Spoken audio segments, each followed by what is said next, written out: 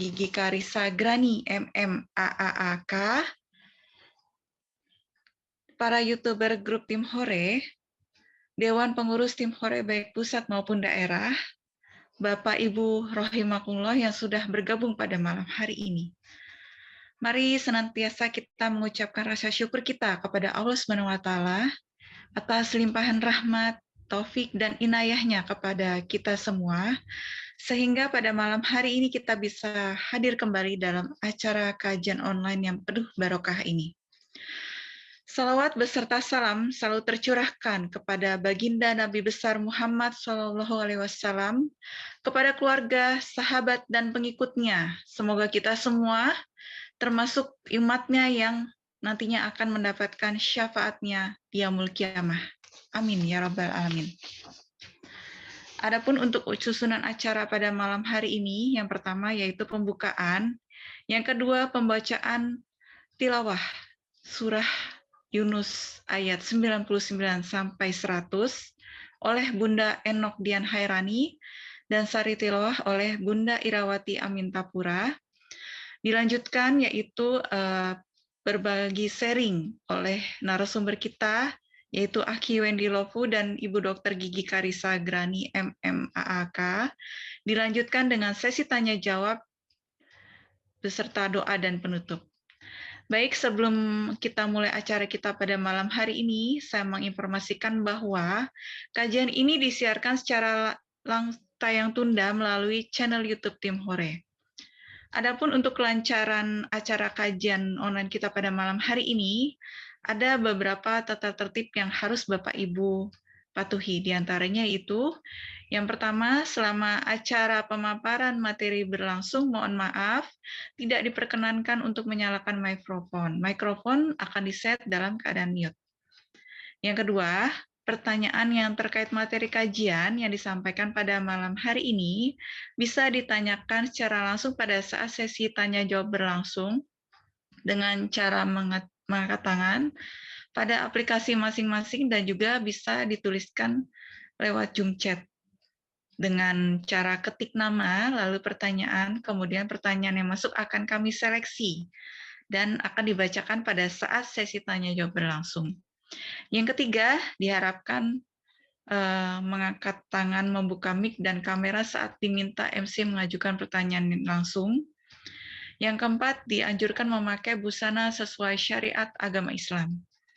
Baik, kepada Bapak Ibu rahimakumullah, mari sama-sama kita memulai kajian online kita pada malam hari ini dengan bersama-sama mengucapkan basmalah.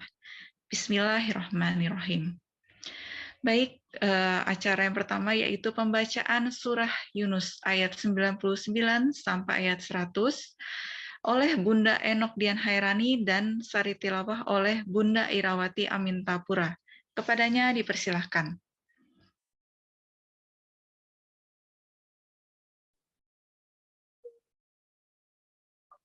Assalamualaikum warahmatullahi wabarakatuh. A'udzu billahi minasy syaithanir rajim.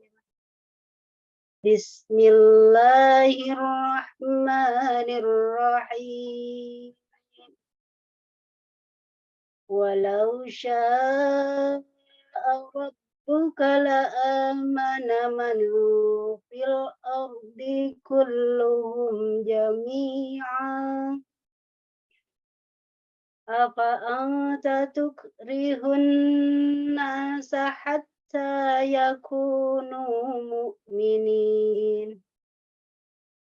Wa ma kana li nafsin an tu'mina illa bi'iznillah. Wa yaj'alur rijsa 'alal ladzina la ya'qilun. Shadaqallahul azim. Aku berlindung kepada Allah dari godaan syaitan yang terkutuk. Dengan nama Allah yang Maha Pengasih, Maha Penyayang. Dan jika Tuhanmu menghendaki, tentulah beriman semua orang di bumi seluruhnya. Tetapi, apakah kamu hendak memaksa manusia agar mereka menjadi orang-orang yang beriman? Dan tidak seorang pun akan beriman kecuali dengan izin Allah.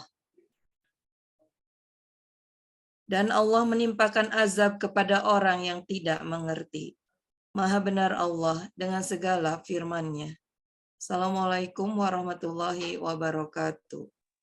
Waalaikumsalam warahmatullahi wabarakatuh. Alhamdulillah, jazakillah khair kepada Bunda Enok Dian Hairani dan Bunda Irawati Amintapura.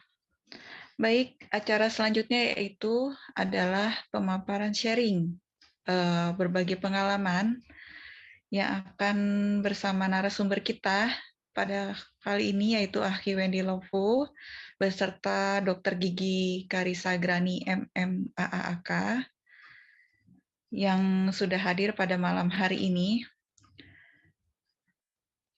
Namun sebelumnya mungkin akan saya sapa terlebih dahulu kepada Akhi Wendy. Assalamualaikum warahmatullahi wabarakatuh, Akhi. Waalaikumsalam warahmatullahi wabarakatuh. Alhamdulillahirabbil alamin. Bagaimana kabarnya? Semoga sekeluarga tetap sehat walafiat. Alhamdulillah sehat semua, alhamdulillah. Terima kasih. Ya, terima kasih. Jazakallah khair atas kehadirannya pada malam hari ini. Mungkin di sini kita bisa berbagi atau sharing ya, mengenai mungkin akhirnya di sini bisa bercerita seputar bagaimana beliau bisa meraih hidayah menjadi seorang Muslim. Mungkin malam hari ini, dan saya minta untuk Bapak Ibu yang sudah hadir jangan lupa untuk menyimak dan mencatat. Mungkin disiapkan pertanyaan terbaik antum yang nanti bisa diajukan langsung kepada Akhi Wendy maupun kepada Ibu Dr. Gigi Karisa Grani. Baik, kepada Akhi Wendy kami persilakan. Apa doa? Bismillahirrahmanirrahim.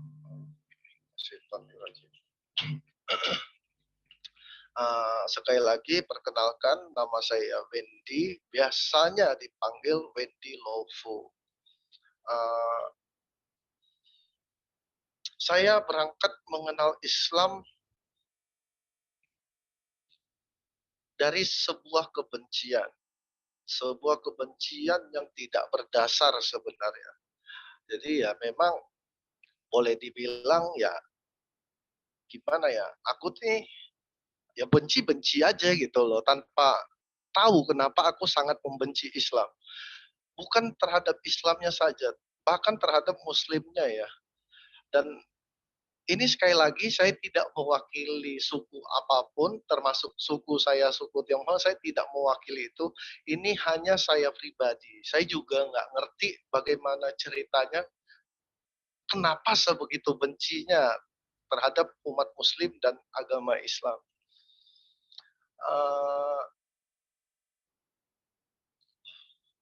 Saya membaca Al-Quran pada waktu itu dengan tujuan ingin memfitnah Islam. Tapi ketika saya ingin memfitnah sesuatu, apapun itu, saya akan mencari bukti yang nyata, bukti yang konkret kalau yang akan saya fitnah ini benar-benar terdapat bukti jelas gitu loh. Akhirnya saya pun membaca Al-Quran dan membaca hadis. Saya berusaha mencari kesalahan yang berada di Al-Quran.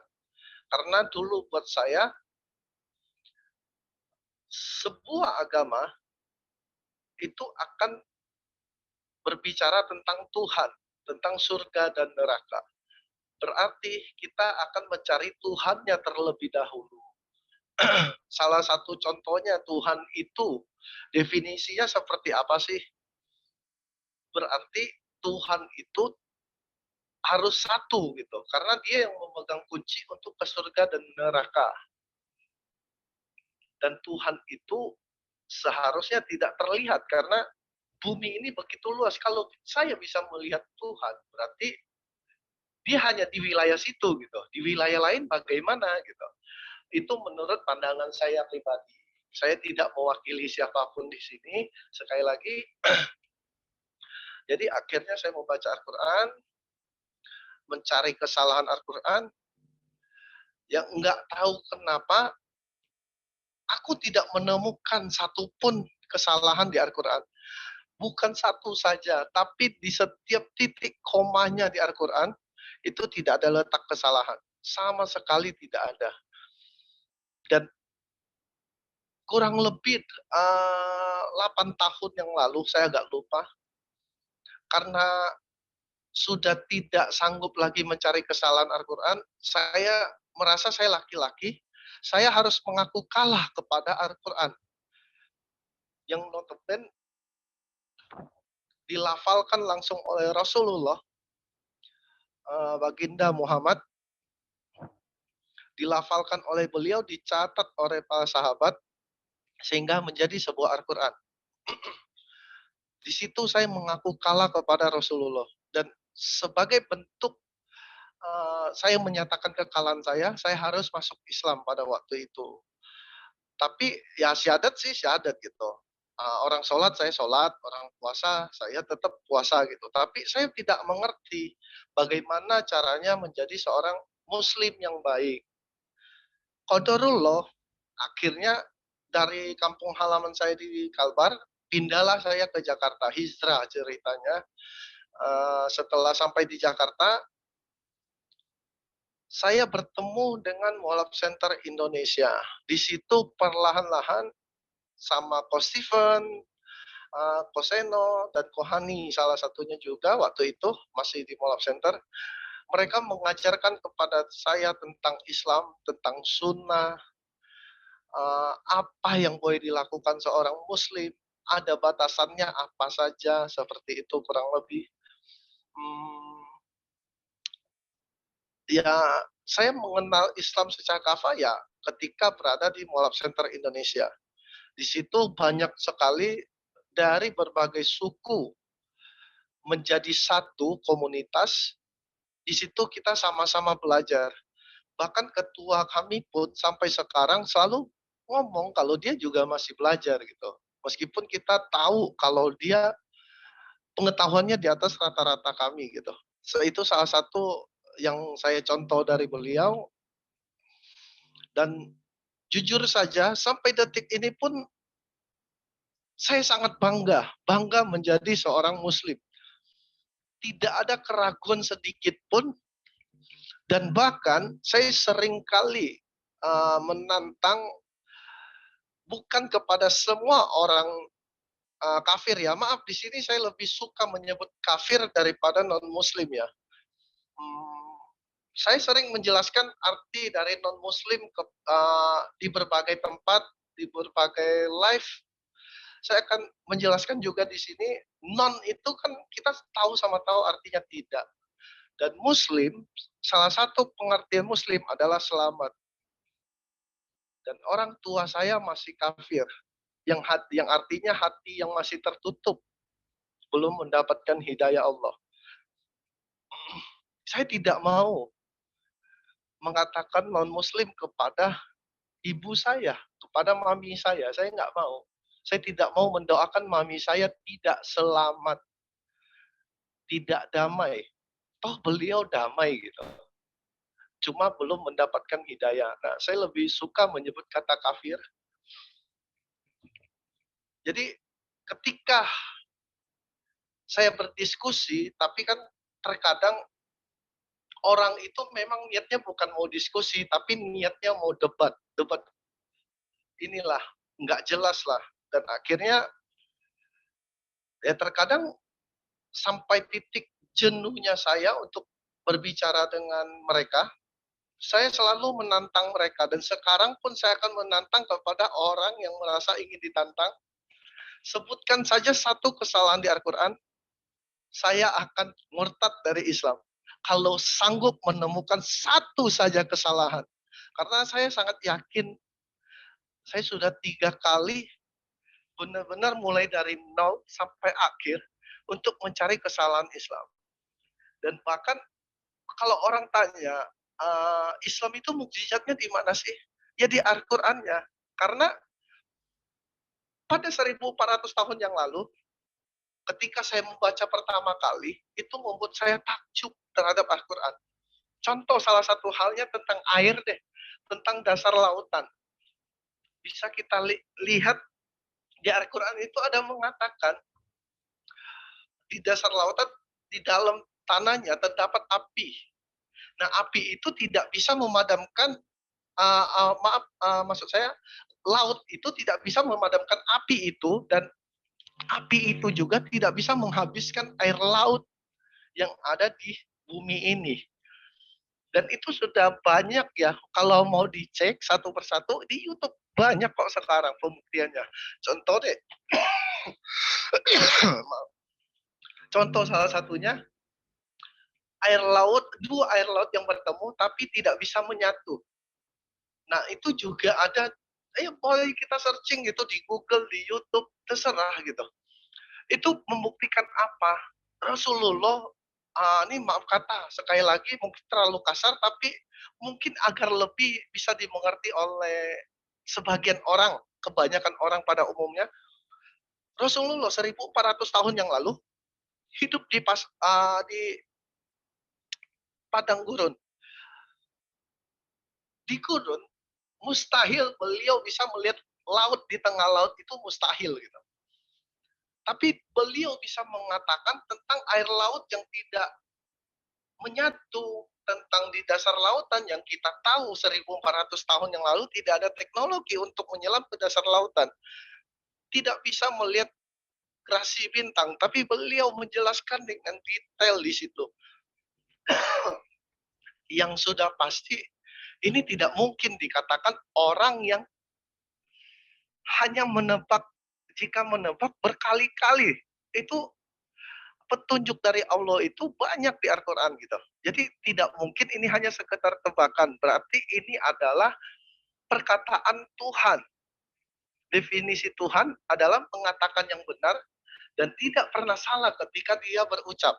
Dan itu bisa kita lihat di kitabnya. Dan di Al-Quran tidak ada sedikit pun kesalahan. Saya ulangi lagi, tidak ada sedikit pun kesalahan di situ. Nah, makanya saya sering menantang seperti itu, tolong buktikan saja. Satu saja kalimat yang salah, bukan terjemahannya, tapi dari bahasa Arabnya. Terjemahannya biasanya direvisi karena bahasa Indonesia yang terbatas. Karena bahasa Al-Quran itu orang Arab sendiri pun belum tentu paham gitu loh. Harus ditafsirkan lagi oleh ulama di sana kepada orang Arab itu sendiri. Saya ada lihat di Madinah, itu banyak sekali ulama-ulama di situ, ustadz-ustadz di situ, mengajarkan Al-Quran gitu loh. Pas saya lagi di Madinah pada waktu itu. Berarti kan orang sana saja butuh belajar untuk Al-Quran gitu. Nah, buktikan saja satu kalimat yang salah dari Al-Quran, saya ikhlas murtad. Demi Allah saya ikhlas murtad. Kalau letak ada kesalahan di situ, tunjukkan pada saya, buktikan dengan sains, saya akan murtad. Begitu saja, sekian dan terima kasih. Saya kembalikan lagi kepada host ya. Assalamualaikum warahmatullahi wabarakatuh.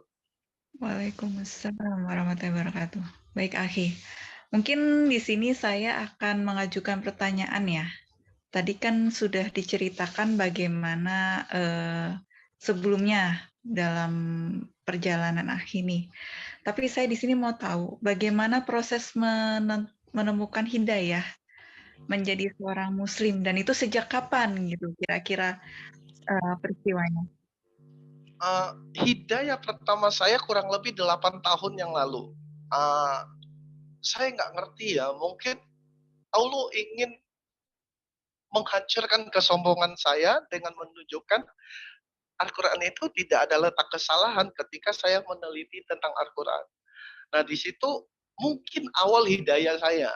Tapi ya, saya cuma sebatas syahadat, mungkin di situ ya masih ada aib saya yang mungkin dijaga Allah sampai sekarang. Seperti itu. Jadi 8 tahun yang lalu saya syahadat, dan saya pindah ke Jakarta, kurang lebih 5 tahun ya. 5 tahun ini, saya belajar pelan-pelan tentang Islam. secara kafah meskipun belum semuanya gitu. Jadi perlahan-lahan belajar dan insya Allah saya sangat yakin dengan Islam dan saya sangat bangga menjadi seorang Muslim. Baik, alhamdulillah. Saya ada pertanyaan lagi nih, mungkin ya, Akhi. Bagaimana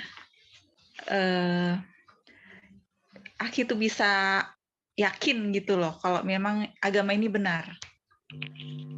Oke.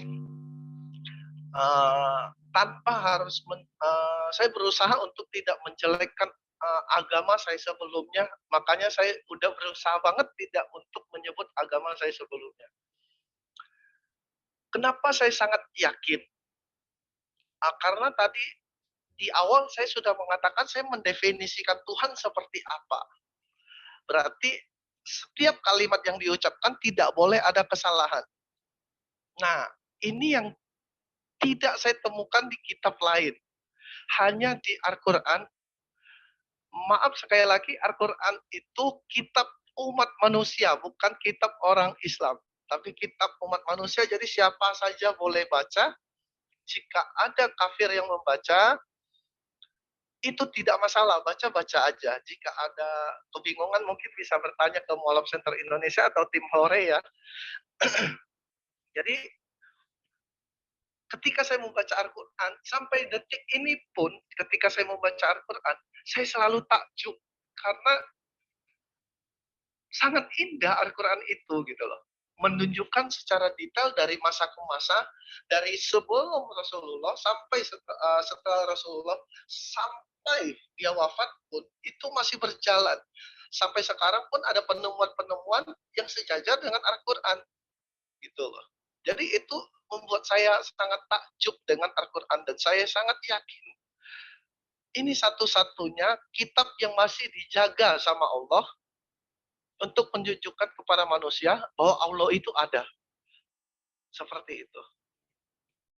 Oke, baik. Baik, di sini ada narasumber kita yang sudah hadir, yaitu Bu Dr. Gigi Karisa. Alhamdulillah. Bagaimana kabarnya Bu Dokter? Alhamdulillah. Akhir Mbak Dini sehat. Bu Dokter. Baik, Bu Dokter mungkin tadi sudah menyimak ya yang tadi sudah disampaikan oleh Aki Wendy. Mungkin di sini Bu Dokter ada yang mau ditanyakan atau ada yang mau disampaikan? Silakan Bu Dokter. Oh, iya. Terima kasih Mbak Dini. Assalamualaikum Aki Wendy. Alhamdulillah. Saya nonton YouTube-nya aja ini sekarang live. Dan masih terasa ya getaran itu ya, hidayah itu gitu ya. Memang alhamdulillah kita orang-orang yang beruntung gitu ya.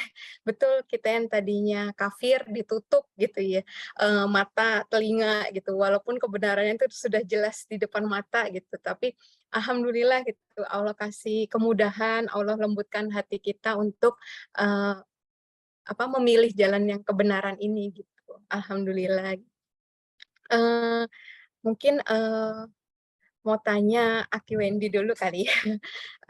Ada tips-tips gitu Aki yang sudah dilakukan selama ini di tengah mungkin kalau Aki Wendy apakah keluarganya sudah ada yang ikut memeluk Islam gitu? Kalau saya pribadi soalnya masih single fighter. Ya itu aja Aki, terima kasih. Ya, terima kasih pertanyaannya Dr. Karisa.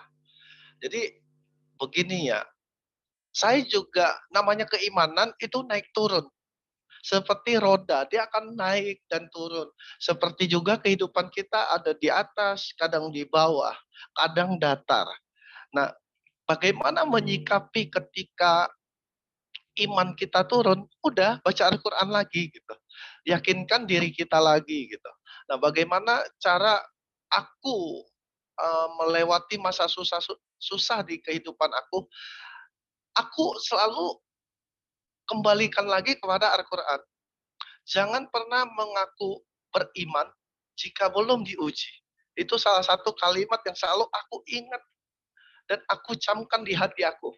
Jadi ketika ada kemalangan, ada ujian buat aku dari Allah, aku menganggap aku akan naik level. Aku akan naik ke tingkat berikutnya. Ujian ini, nggak seberapa deh. Insya Allah aku bisa lewatin. Jadi, sampai ada satu titik di mana saya hampir menyerah. Ada satu kejadian yang nggak bisa saya ceritakan di sini. Saya hampir menyerah di situ.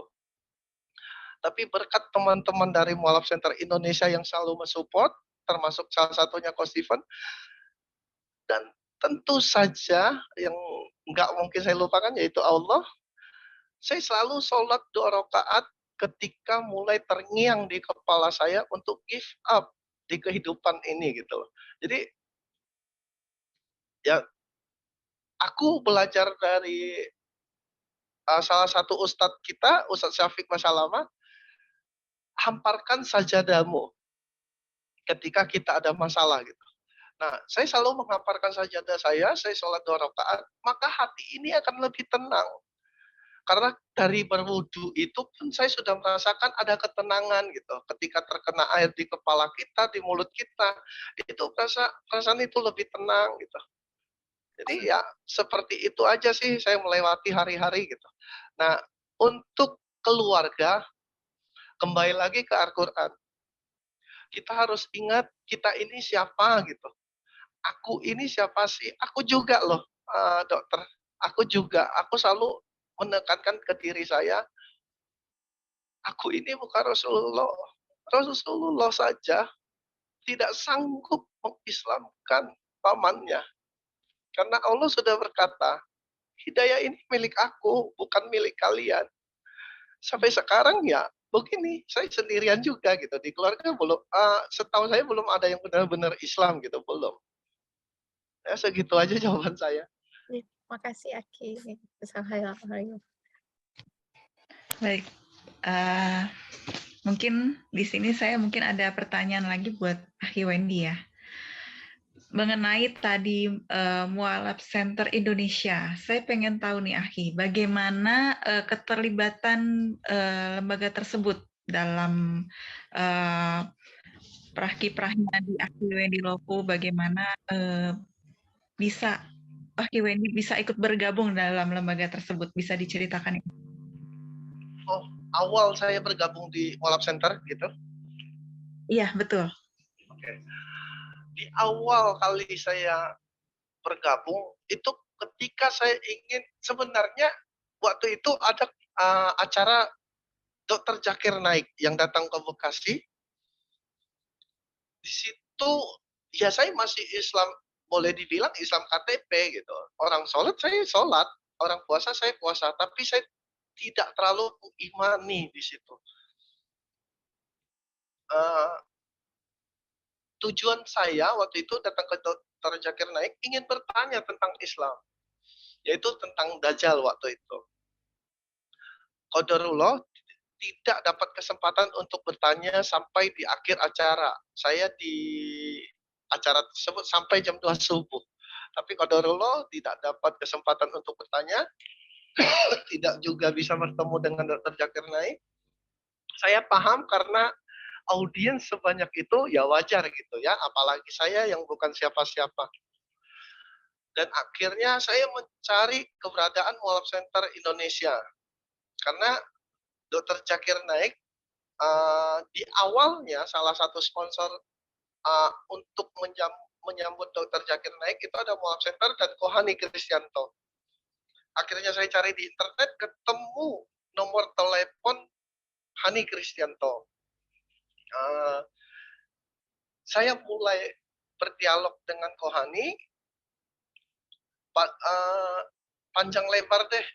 Jadi muter-muter tentang Dajjal, karena buat saya waktu itu buat saya sangat tidak adil ketika Dajjal mengguncang Madinah dan Mekah 3 kali goncangan, tersisalah orang munafik yang akan keluar dan yang beriman tetap di dalam di dalam kedua kota yang dirahmati oleh Allah ini.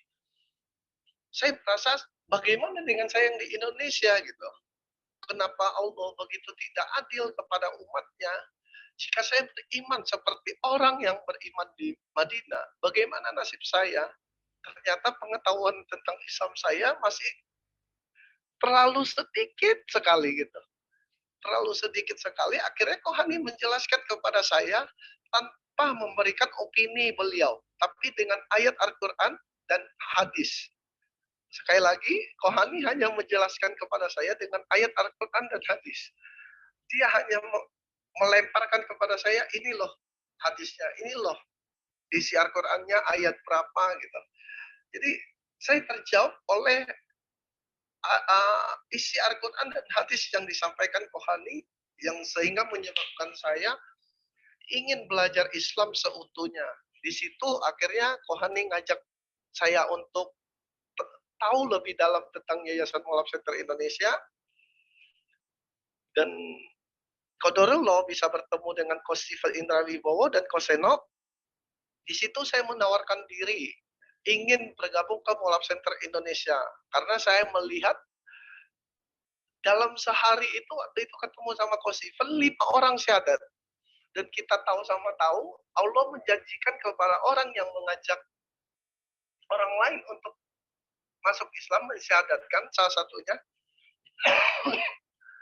itu mendapatkan pahala seperti sebesar 1 onta merah. Onta merah itu kan binatang termahal di dunia ya. Itu seharga 1 Ferrari. Berarti saya hitung-hitungan ya, namanya otak Cina ya. Saya mulai berhitung, wah pahala aku banyak nih seandainya aku join ke Mualaf Center. Udah tinggal syahadatin orang aja, yakinin aja toh aku udah minimal ada basic tentang Al-Quran dan agama lain yang sebelumnya gitu. Jadi akhirnya saya beranikan diri meminta kepada Coach Steven untuk menjadi relawan di Mualaf Center Indonesia seperti itu di awalnya. Alhamdulillah. Baik, untuk Bapak Ibu di sini yang sudah hadir atau audiens yang nanti menonton lewat via YouTube, mungkin di sini saya akan share ya bagaimana Mualaf Center Indonesia di sini bisa untuk Bapak Ibu yang untuk mau berbagi melalui Yayasan Mualaf Center Indonesia di Bank BTN dengan nomor rekening 0025 4015 111 7445. Baik. Mungkin untuk Bu Dr. Gigi Karissa, apakah ada yang mau ditanyakan lagi kepada Akhi Wendy? Silakan Bu Dokter.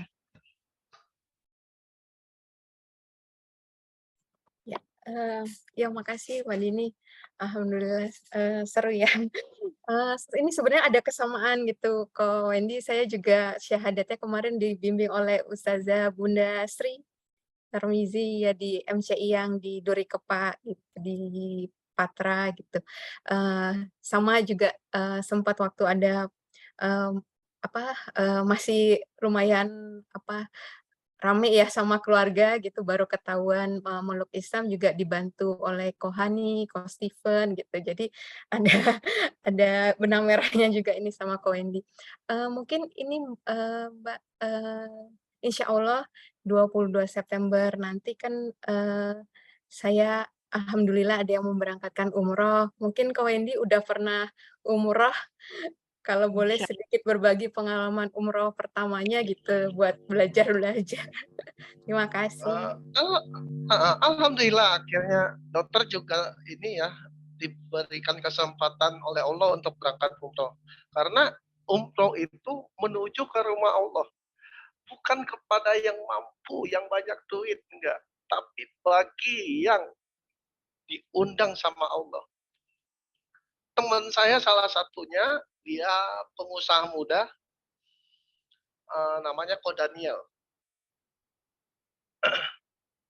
Dia sampai detik ini pun belum berangkat umroh gitu. Mungkin karena belum terpanggil sama Allah. Dan salah satunya lagi ada si Fulan.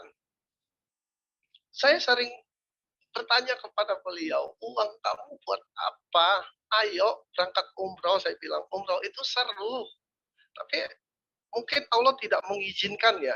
Jadi dia sama sekali tidak terpikir, malah pergi ke Paris, ke Prancis gitu ya, ke Amerika, jalan-jalan ke Jepang, ke Korea.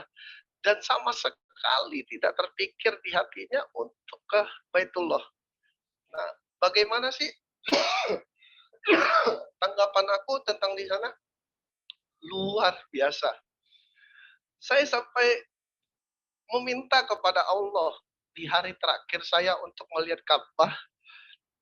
Ya Allah, izinkan aku di sini selamanya. Aku ingin di rahmat-Mu ya Allah.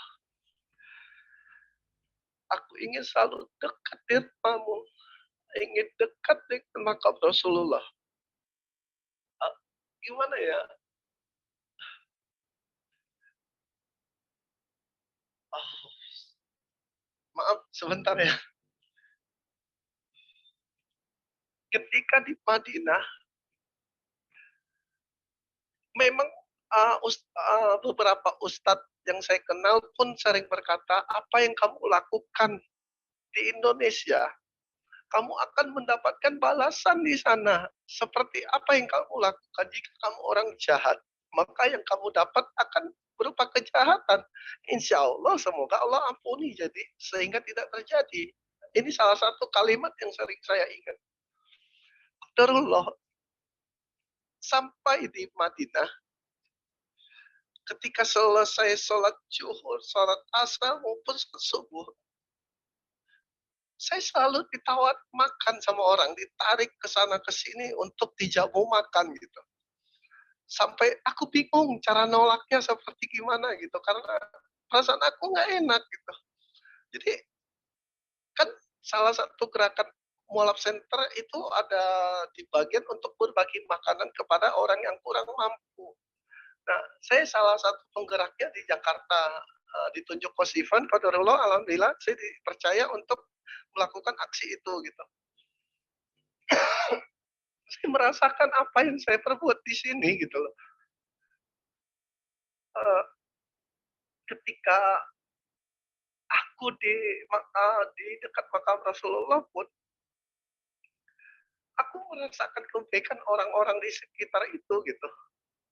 Yang waktu itu kan masih COVID, waktu saya pergi masih ada pembatasan orang untuk ke sana. Salah satu yang ingin saya pergi itu adalah ke makam Rasulullah. Qadarullah sekali. Satu-satunya travel pada malam itu yang bisa masuk ke makam Rasulullah hanya travelnya kami. Satu-satunya travel Indonesia yang bisa masuk ke Baitullah, ke ini makamnya Rasulullah hanya kami. Dan yang saya lihat di sekeliling di tempat tunggu itu hanya orang Indonesia, itu hanya kami gitu. Allah itu menjawab semua doa kita di sana gitu. Karena kita orang yang sudah dipilih sama Allah untuk berada di sana. Jadi sangat saya sarankan, mintalah hajat kita di sana, minta sebanyak mungkin. Karena kan ya kita mau minta kemana lagi? Nggak mungkin ke makhluk, ya ke Allah gitu. Minta sebanyak mungkin, ya salah satunya yang saya lakukan ya meminta hidayah kepada kedua orang tua saya, kepada keluarga saya. Itu aja sih intinya. Aku nggak bisa cerita apa-apa gitu, karena terlalu spesial di sana, sangat spesial deh. Aku bingung mau jelasinnya gimana. Intinya spesial banget ketika ada di rumah Allah. Itu aja. Ya, makasih Aki. Masya Allah, mungkin tidak dapat terlukiskan ya Ahi ya, bagaimana perasaan, bagaimana di sananya. Tapi semoga juga bisa ke sana lagi Ahi, dan semoga Bapak Ibu yang hadir pada malam hari ini juga bisa kembali ke Baitullah. Amin ya Rabbal Alamin. Baik, mungkin saya buka sesi tanya jawab dahulu ya buat Ahi Wendy. Untuk audiens di sini, mungkin ada Bapak Ibu yang ingin mengajukan pertanyaan, tafadhol saya persilahkan kepada Bapak Ibu yang sudah hadir pada malam hari ini.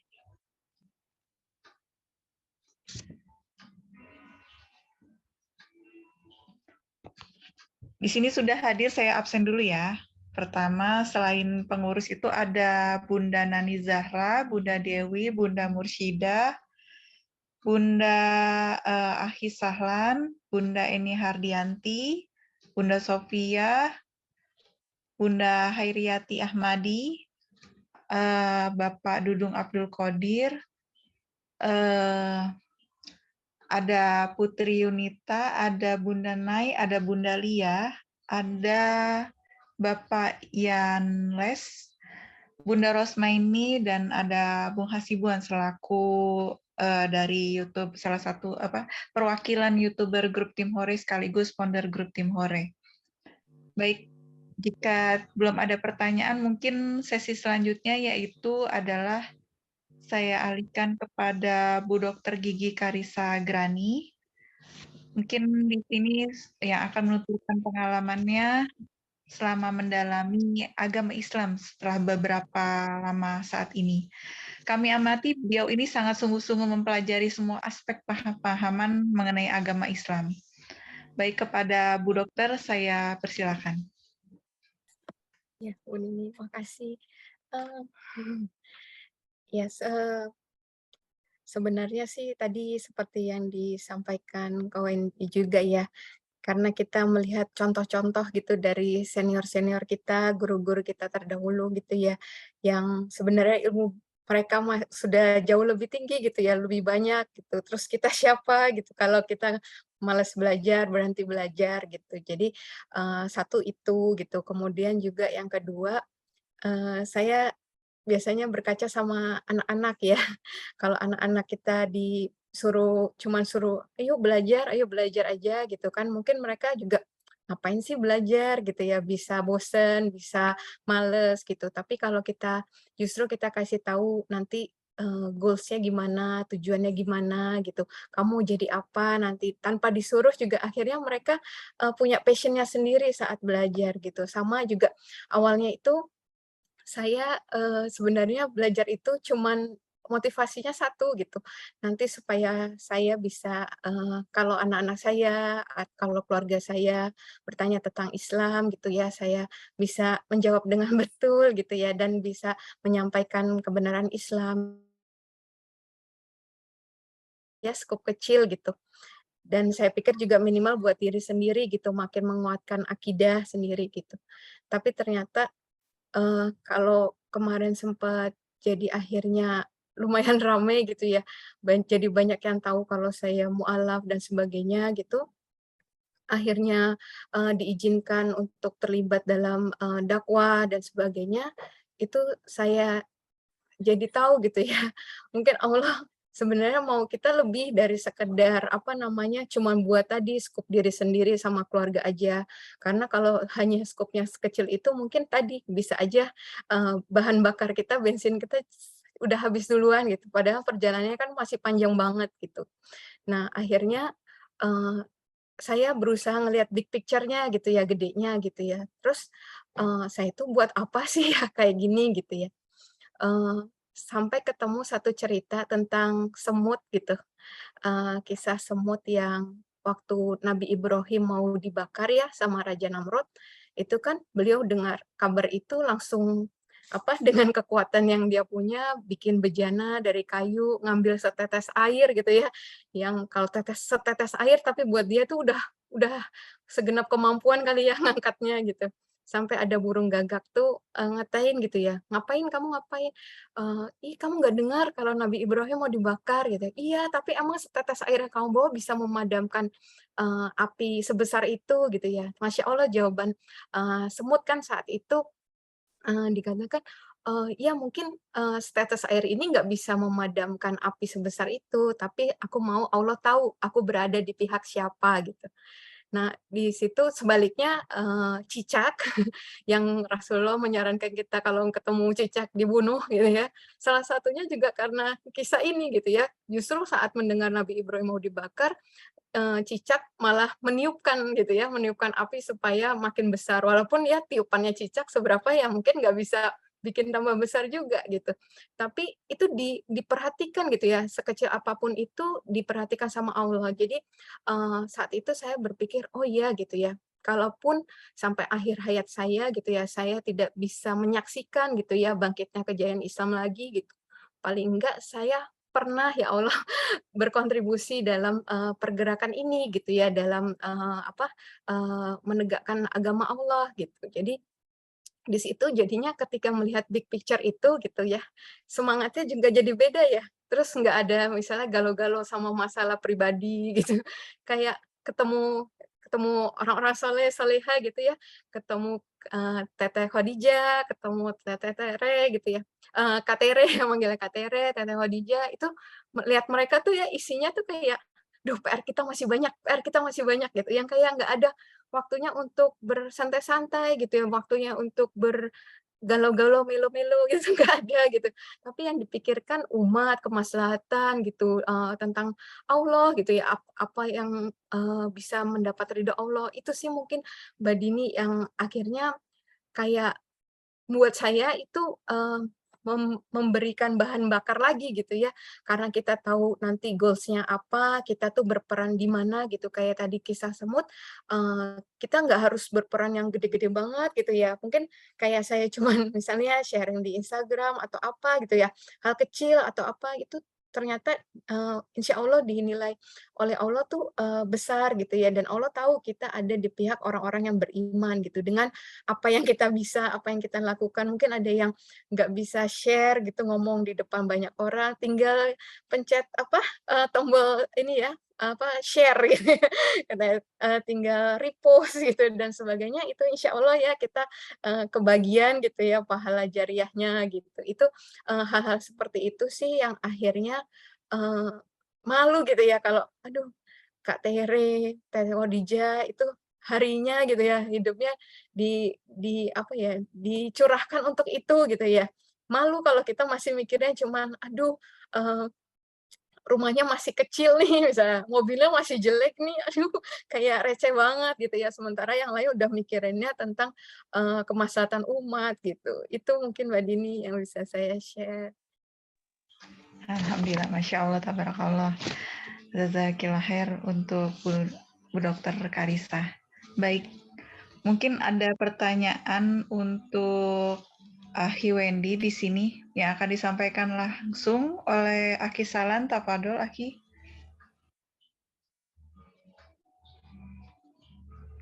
Baik, atau saya bacakan saja ya. Di sini ada pertanyaan, apa yang menyebabkan Akhi Wendy begitu benci kepada Islam dan pengikutnya, terutama ke tokoh-tokoh agama di Indonesia, sebelum akhirnya mendapatkan hidayah masuk Islam? Silakan Akhi Wendy. Oke. Ini sebelumnya saya ingin mengatakan sesuatu dulu. Sebenarnya saya ingin menutup lembaran cerita tentang masa lalu saya ketika masih kafir gitu. Tapi demi tim Hore, karena permintaan dari Coach Steven langsung, ini tim Hore nih, udah sekali ini ya. Oke, saya bilang ini terakhir ya kok. Gitu. Insya Allah saya akan membuka kembali lembaran lama itu. Kenapa saya begitu membenci Islam? Mungkin karena lingkungan ya, lingkungan itu tidak melulu dari pengaruh negatif dari kafir gitu, enggak, dari teman-teman yang pada masa waktu itu, enggak juga gitu. Mungkin salah satunya dari muslim sendiri bisa jadi kan seperti itu gitu. Jadi di sini saya tidak mewakili siapapun dan tidak juga menyudutkan siapapun gitu. Ini memang efek lingkungan saja. Jadi tertanam di pikiran saya sejak kecil, come on gitu, maksud aku udahlah, nggak usah munafik, memang ada kebencian itu gitu loh. Jadi aku sendiri nggak tahu kenapa gitu, intinya aku benci banget. Waktu itu saya juga salah satu orang yang memfitnah Felix Xiao, Ustadz Felix Xiao ya. Saya memfitnah Koko itu waktu dia melakukan seminar tentang sharing seperti saya lah. Jadi waktu itu saya melihat sebuah video zaman jadul ya, masih 3GP waktu itu, 3GP. Saya melihat videonya, itu panjang sekali, 2 jam lebih. Qadarullah, karena ada teman yang bisa mengedit, saya belajar mengedit video, saya potong videonya Ko Felix Xiao waktu itu menjadi kalimat-kalimat yang saya potong itu menjadi seperti menghina Buddha, menghina orang Kristen gitu. Dan saya itu waktu itu masih saya sebut merek nggak apa-apa ya. Waktu itu saya menghina Felix Xiao itu di Kaskus gitu, menggunakan beberapa akun. Jadi saya posting selaku saya orang Muslim gitu. Ini ada yang masuk Islam gini si Felix Xiao. Tapi di akun lain saya menggunakan menjadi orang yang bukan Muslim gitu. Jadi saya posting komentar di situ memancing amarah orang Islam dan membuat akun satu lagi kayak pro dengan postingan itu gitu. Tapi ya nggak pro amat, tapi malah menjelekkan sih sebenarnya. Jadi sampai terjadinya terpicu orang untuk emosional. Ketika sudah rusuh di sana, saya akan keluar sendiri gitu. Biarin aja mereka rusuh begitu. Toh orang yang terpancing jujur persentase terbesar ya orang Muslim gitu. Dan di sini bukan maaf ya sekali lagi mungkin tanggapan orang akan negatif, tapi khusnudzon ya. Dan alhamdulillah sekali lagi ketika saya sudah Muslim seperti sekarang ini, saya sangat bangga kepada orang yang terpancing emosinya terhadap video itu. Kenapa? Karena itu membuktikan orang Muslim sekecil apapun iman beliau, meskipun dia tidak sholat ketika Islam dihina, dia masih bisa marah, berarti dia masih Islam, dia masih orang. Tapi kepada orang yang ketika agamanya dihina, dia tidak marah, tidak emosi, malah membiarkan, pakai kain kafan saja. Ini kalimat dari siapa? Almarhum Buya Hamka. Sekali lagi saya mencontoh kalimat beliau, mungkin agak sedikit berbeda, tapi intinya seperti itu. Lebih baik pakai kain kafan saja ketika agamamu dihina dan kamu diam. Itu aja sih sekarang seperti itu. Baik, Akhi.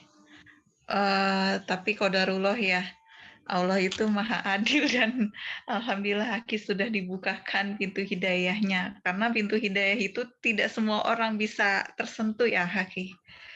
Baik, di sini sudah ada pertanyaan lagi dari Putri Yunita. Assalamualaikum ya Ko Wendy, Afwan. Kalau boleh saya tanya, apa suka dukanya antum sudah masuk Muslim?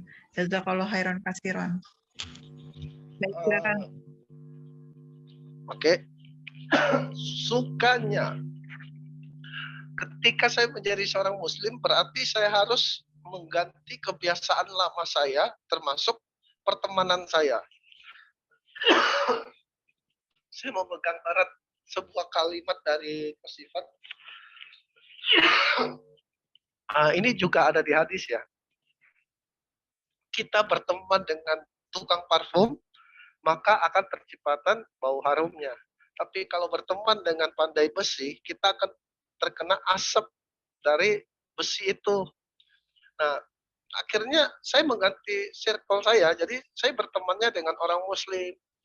Dan alhamdulillah, Muslim yang ada di sekitar saya adalah Muslim yang selalu menasihati saya ketika saya melakukan kesalahan, saya khilaf atau apa. Jadi saya malah mendapatkan banyak keuntungan ya di Islam karena teman-teman saya selalu mengingatkan hal-hal yang baik kepada saya gitu. Salah satunya lagi saya alhamdulillah mendapatkan istri yang soleha.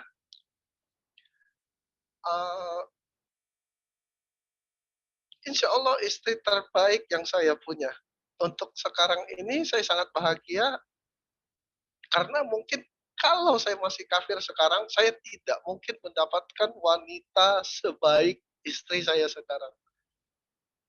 Kalau untuk duka, kayaknya enggak deh, saya enggak cerita di sini. Maaf ya, untuk sukanya aja, maaf. Oke, baik Akhi. Jazakallah khair. Mungkin kembali lagi ke Bu Dokter ya. Di sini kan dengan tema kita yaitu bangga menjadi Muslim. Nah, kalau misalnya dengan tema tersebut ya Bu Dokter, kira-kira apa nih yang bisa Bu Dokter sampaikan dengan tema tersebut? Silakan Bu Dokter. Iya, kasih Mbak Dini. Ya, saya itu baru ketemu sama circle saya yang lama itu waktu ayah saya meninggal tahun lalu, bulan Juni, itu ketemu circle saya yang lama dan baru saja yang tanggal 16 Agustus kemarin waktu mantan suami saya juga meninggal ya. Dan di situ berapa kali kan mereka kalau ketemu ngelihat saya gitu ada beberapa yang mengatakan, "Kasihan banget," ke saya dipegang-pegang gitu, "Kasihan banget," gitu, "kamu," gitu-gitu, terus, "Duh sayang banget," kalau gitu-gitu, mereka ngomong ke saya gitu ya. Saya nggak balas sih gitu, cuma di dalam hati saya itu, saya malah bertanya balik gitu ya, sebenarnya siapa yang harus dikasihani gitu ya. Saya rasakan itu gitu ya, kalau saya di situ di tengah-tengah itu mungkin saya minoritas gitu ya, eee, yang memakai kerudung mungkin pada memperhatikan atau mungkin membicarakan di belakang dan sebagainya, itu saya nggak taruh pusing gitu, nggak saya pikir gitu. Di situ malah saya, seringkali saya di tengah-tengah kayak keramaian itu saya justru berzikirnya, saya nangisnya itu bukan apa ya, tapi lebih kayak bersyukur gitu ya, kok dari sekian banyak ini kok Allah izinkan saya gitu yang dapat hidayah itu kalau yang kenal saya dulu itu sangat nggak mungkin sih gitu. Sama kayak Ko Hendy lah, mungkin saya bukan sampai taraf benci gitu, hanya apatis saja gitu, enggak lah, enggak Islam lah gitu ya. Mungkin pilihan terakhir atau apa gitu ya, enggak gitu ya rasanya. Benci enggak, tapi juga suka juga enggak gitu. Gitu mungkin, di situ ya. Jadi bangganya kenapa gitu ya, kalau anak saya juga suka tanya gitu, "Mami kenapa pindah Islam?" Gitu. Saya biasanya bilang gitu ya, kan kalau, yang pertama itu yang pasti tadi bener yang kata Ko Wendy ya, Allah dulu ya, yang satu-satunya yang udah jelas gitu ya kelihatan ya kalau kita, nggak mungkin Allah tuh, lebih dari satu lah, pasti harus cuma ada satu gitu dan Allah nggak bisa disamakan dengan makhluk gitu. Dan itu satu-satunya yang ditemukan hanya di dalam Islam. Kedua, saya sampaikan ke anak-anak juga sih, kalau apa namanya, ini, eee, yang dibawa dari Nabi Adam sampai Nabi terakhir Rasulullah, ya ini gitu ya, bahwa tentang, eee Allah itu nggak bisa disamakan dengan makhluk gitu.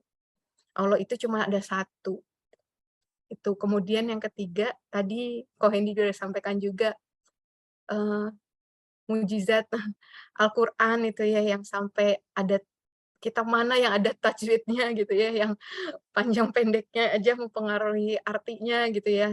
Sedemikian Allah menjaga, kitab kita ini dari perubahan gitu.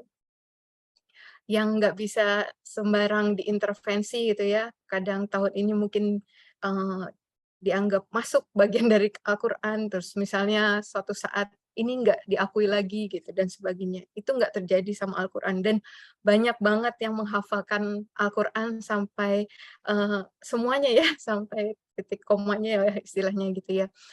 Yang kalau sampai ada yang berusaha menyesatkan langsung, loh yang hafal kan banyak gitu ya, potensi untuk menyesatkannya itu, susah gitu kan. Kemudian juga yang sering, saya sampaikan gitu ya, nggak ada tuntunan di, eee, yang selama ini saya, eee, pelajari gitu ya, yang sedetail Islam gitu. Dari dari bangun pagi buka mata sampai tidur lagi, kita mau tanya apapun jawabannya ada gitu ya. Saya harus ngapain, saya harus gimana gitu. Dan dari lahir sampai meninggal gitu ya, semua itu kalau mau tanya apalah gitu ya, itu ada jawabannya semua gitu. Bayangannya kayak anak kalau sekolah gitu, dikasih review, dikasih apa, kisi-kisi gitu sama guru ya, itu kan kayak udah 99% nilai kita bakalan bagus gitu ya. Dan saya bilang, "Kenapa orang menganggap," adik saya pernah bilang, "Lu ada yang mudah kenapa milih yang susah sih, Kak?" Gitu ya. Mau apa, sholat aja kan harus cuci-cuci dulu gitu-gitu ya. Terus justru saya ngerasa Islam ini justru memudahkan gitu. udah tinggal nurut aja, semuanya udah dikasih tahu, ikutin aja gitu. Jadi, yang saya rasakan itu gitu, kenapa jadi lebih mudah karena apa, saya nanya apa untuk orang seperti saya yang dikit-dikit mempertanyakan segala sesuatu gitu ya, ada jawabannya, "Ini kalau gini gimana? Kalau ini gimana?" Ada semua gitu. Tadi kalau yang dibilang nggak ada celahnya gitu, apa yang mau dicari salahnya gitu ya. Lagi dengan semua keterbatasan gitu ya, biasanya baru baca beberapa ayat sebentar aja udah timbul pertanyaan. Ini saya waktu itu baca terjemahan Al-Qur'an sampai juz 27 tuh, dan selalu saya cerita ke mana-mana, "Kok iya nggak nemu apa-apa ya, nggak ada nemu yang mau saya pertanyakan pun nggak ada," gitu. Gitu. Jadi, eee, yang saya rasakan itu sih kenapa saya bangga gitu ya, kenapa, dan betul tadi di dalam Al-Qur'an, jadi rasanya saya tuh apa ya, memuaskan akal dan iman gitu.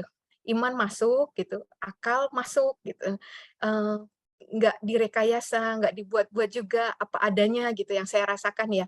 Kenapa tadi sama kayak Wendy juga bahas tentang Dajjal ya, kenapa sih harusnya kita kalau saya ya mikirnya, eee, harusnya kan jagoan kita ya yang bunuh Dajjal gitu, gitu, Rasulullah, harusnya gitu ya, kok bukan Rasulullah sih gitu ya, gitu. Saya tapi ya itu yang disampaikan, Islam gitu ya. Tetap apa adanya gitu, nggak diubah, nggak direkayasa atau apa gitu, tapi juga ada alasannya gitu, kenapa bukan Rasulullah gitu, untuk, menyampaikan, menyelesaikan persisian yang terjadi selama ini. Sayang kalau berhentinya cuma sampai, "Oh yang nanti yang datang, bukan Rasulullah," gitu ya.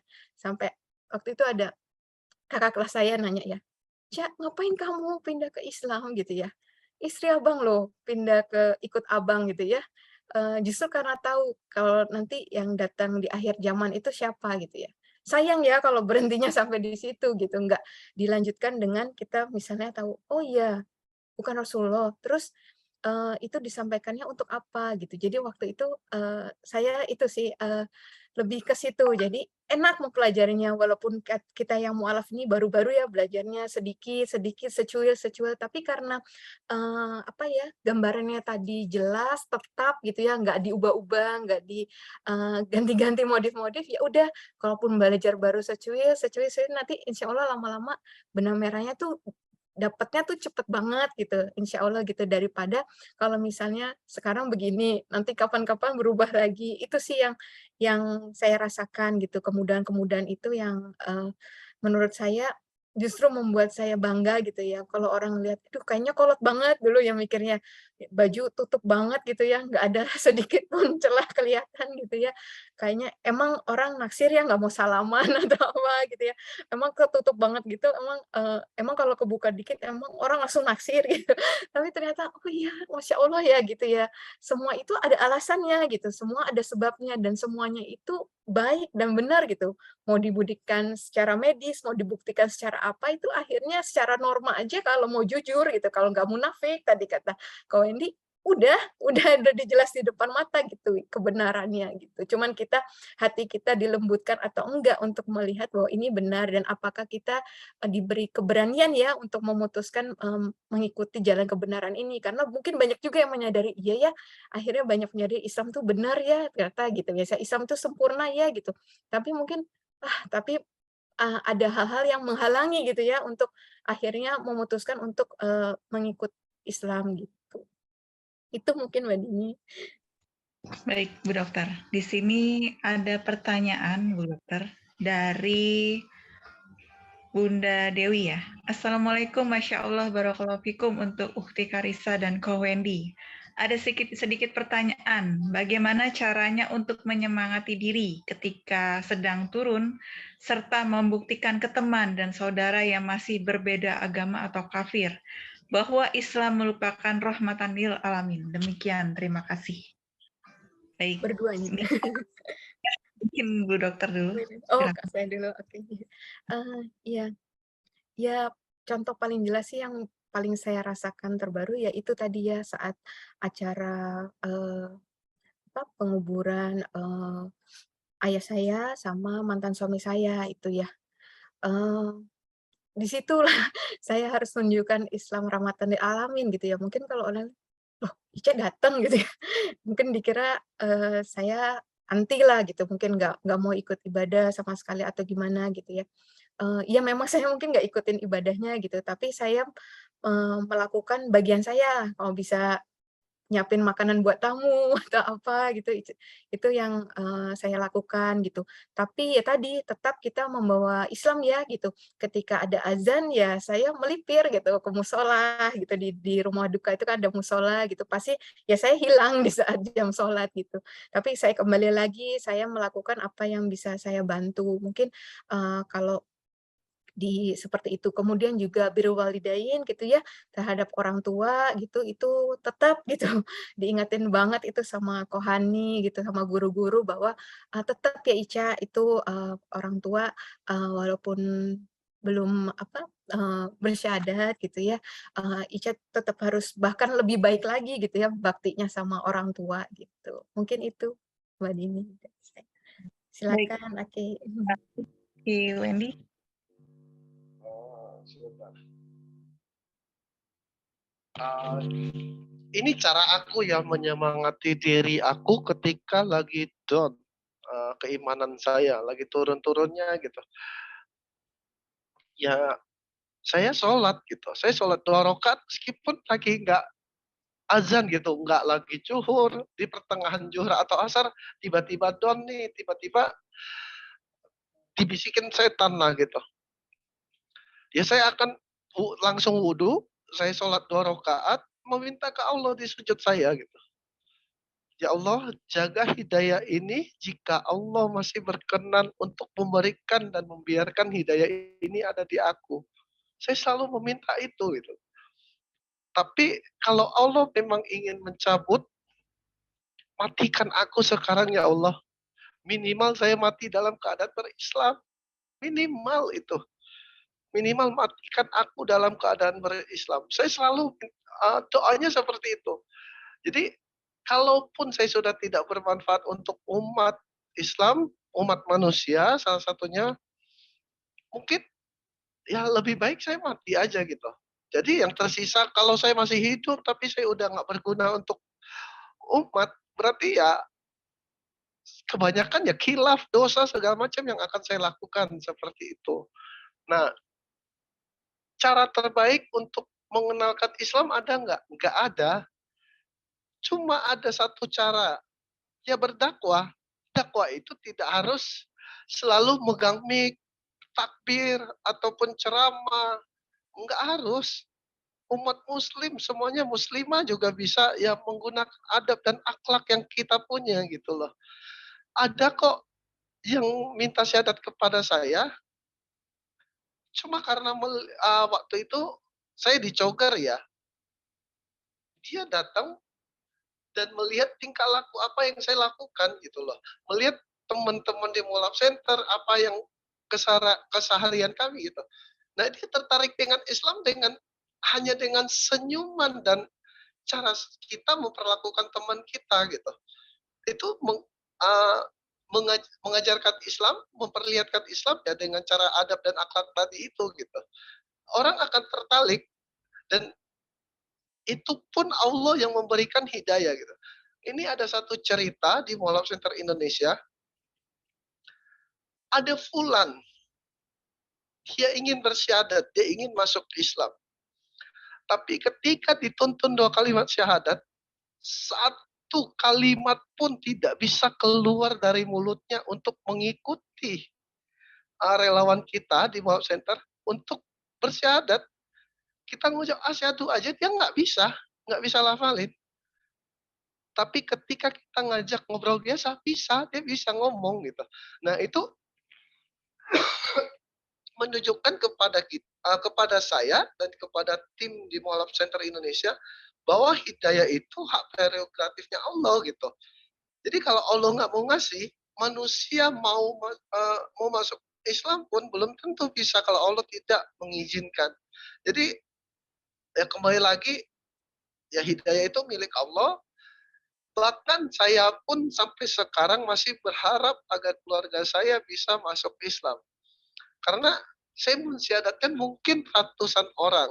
Tapi sampai detik ini, mami saya aja saya sangat susah untuk meyakinkan dia tentang Islam?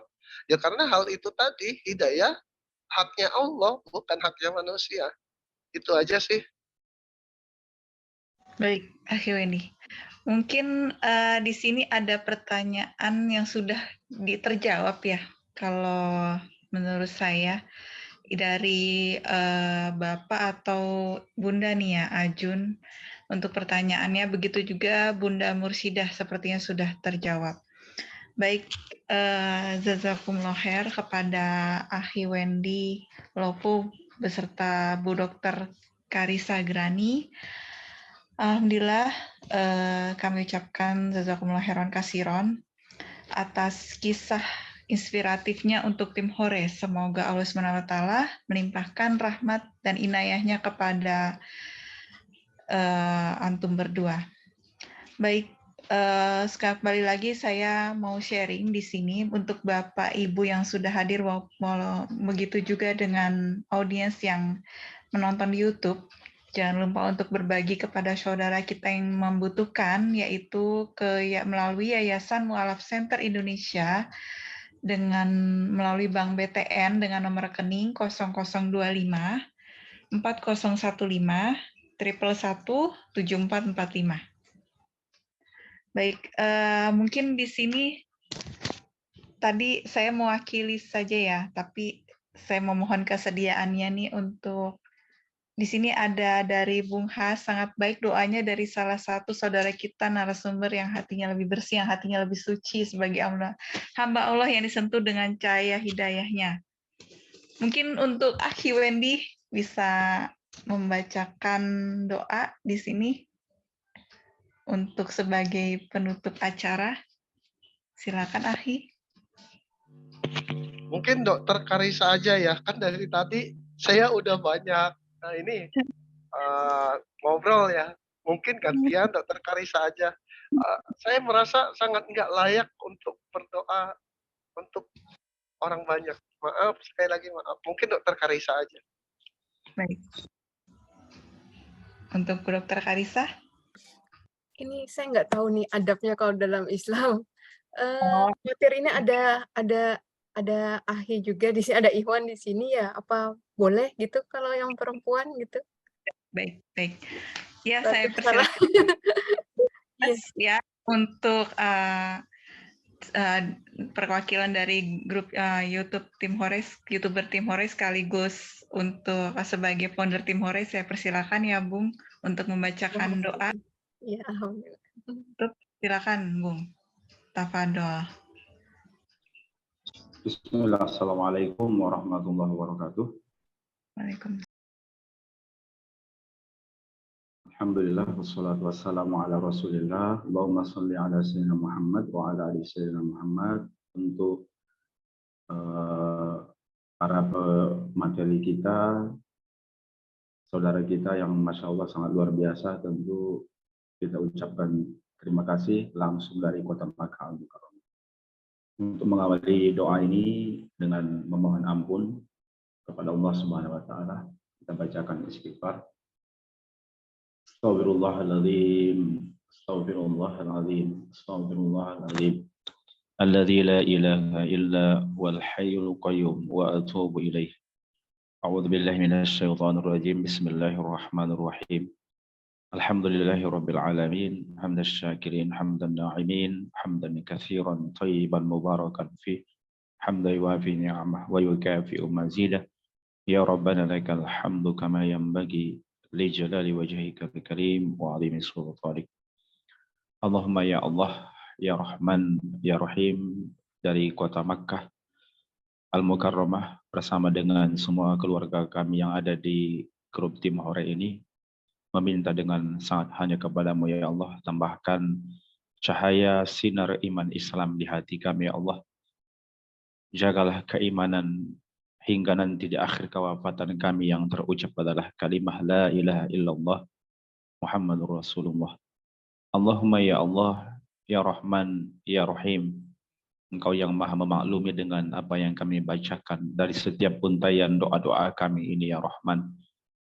Jika nanti kami wafat ya Allah, mudahkan pertemuan kami dengan baginda Nabi besar Muhammad sallallahu alaihi wasallam.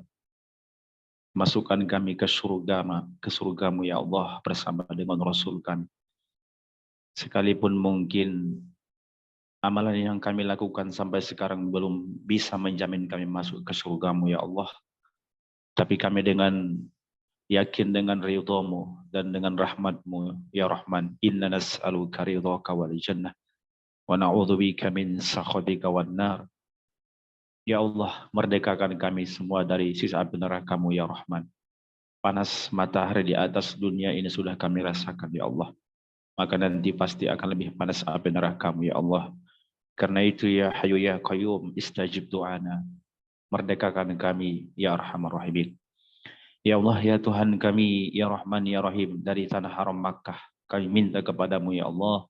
Berikan ampunan untuk kami, sucikan hati kami, bersihkan jiwa kami ya Allah.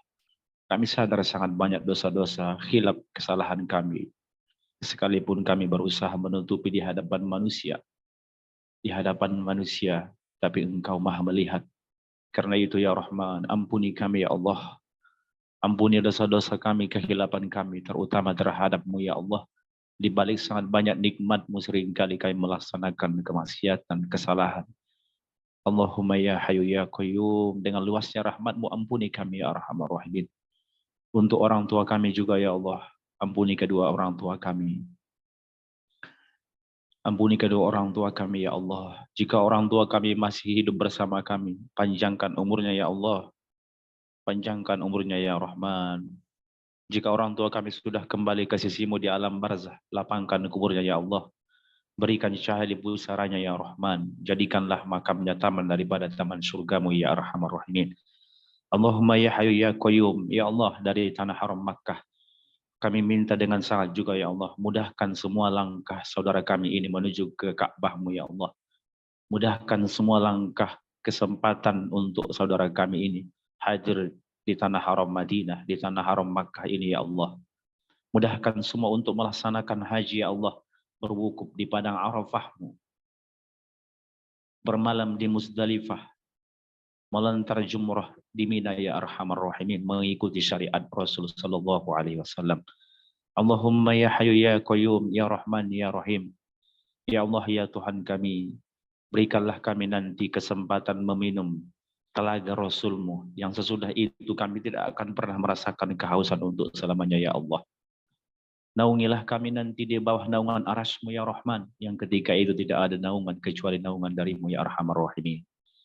Ya Allah ya Tuhan kami, ya Rahman ya Rahim, yang Kau maha mendengar setiap untayan doa kami ini ya Allah. Inna nas'aluka min khairi ma sa'alaka minhu nabiyyuka Muhammadun sallallahu alaihi wasallam wa na'udzubika min syarri ma sta'adzaka minhu nabiyyuka Muhammadun sallallahu alaihi wasallam. Rabbana atina fid dunya hasanah wa fil akhirati hasanah wa qina adzabannar. Sallallahu ala sayyidina Muhammad bi fadlika subhana rabbika rabbil izzati amma yasifun. Assalamu ala al-mursalin walhamdulillahi rabbil alamin. Assalamualaikum warahmatullahi wabarakatuh. Waalaikumsalam warahmatullahi wabarakatuh. Alhamdulillah. Jazakallah khairon, kasiron saya ucapkan kepada Bung Hasibuan atas pembacaan doanya. Semoga Allah SWT mengabulkan semua hajat-hajat dan doa yang sudah dipanjatkan. Amin ya rabbal alamin. Alhamdulillah, sekali lagi saya ucapkan jazakumullah khairan kasiron kepada Wendy Lofu beserta Bu Dr. Gigi Karisa atas berbagi kisah inspiratifnya untuk tim Hore. Semoga Allah SWT melimpahkan rahmat dan inayahnya kepada antum berdua beserta keluarga besarnya. Serta semoga Allah SWT memudahkan jalan kita dalam menuntut ilmu, memberi keistiqomahan, dan pula semoga apa yang kita lakukan pada malam hari ini merupakan salah satu amal ibadah kita semua yang diridhoi oleh Allah SWT. Harapan dan doa kita bersama, semoga kita semua selalu diberikan kesehatan oleh Allah SWT. Saya mewakili panitia dan komunitas tim Hore mengucapkan mohon maaf yang sebesar-besarnya apabila terdapat kata yang tidak baik untuk diucapkan. Jazakumullah khairan kasiron kepada Bapak Ibu rahimakumullah yang sudah hadir pada acara kajian online malam hari ini. kami tutup acara kajian online pada malam hari ini dengan membaca Subhanakallahumma wa bihamdika asyhadu an la ilaha illa anta astaghfiruka wa atubu ilaik. Akhirul kalam. Wassalamualaikum warahmatullahi wabarakatuh.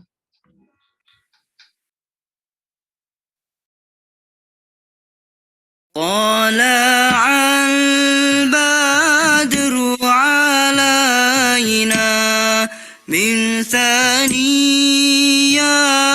الوداع وجب الشكر علينا ما دعا لله داع